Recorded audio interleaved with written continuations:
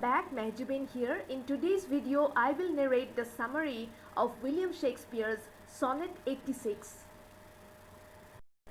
In Sonnet 86, the poet expresses his feeling of hurt and dejection because he can sense a shift in the attitude of his dear friend, the Earl of Southampton, towards him and his poetry.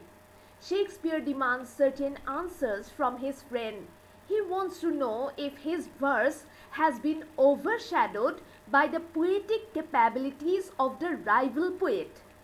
The poet Shakespeare gets the feeling that some supernatural elements which visit his rival in the night inspire him to compose poetry of a superior quality and thereby attracts the attention and patronage of the Earl of Southampton.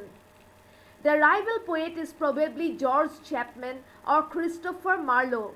Yet, in the concluding lines, the poet realizes that it is not the superior quality of the rival poet's poetry, or it is also not the influence of the knightly spirits assisting the rival, but the voluntary patronage of the Earl towards Shakespeare's rival that the poet Shakespeare discovers himself being shovelled to the background. At first, when the sonnet starts, Shakespeare thinks of the probability that the rival poet's creativity is much superior than his own.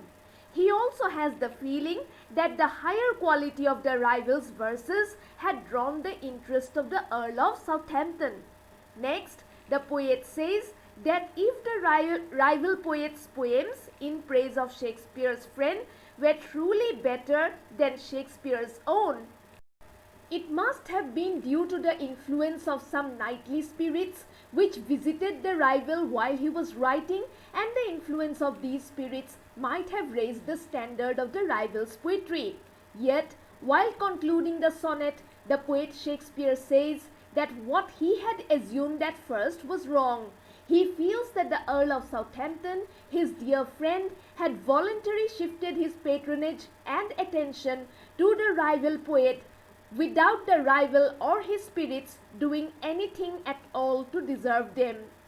The poet Shakespeare no longer feels the desire to compose sonnets in praise of his friend because the inspiration that had kindled his writings is totally gone now. With this, I come to the end.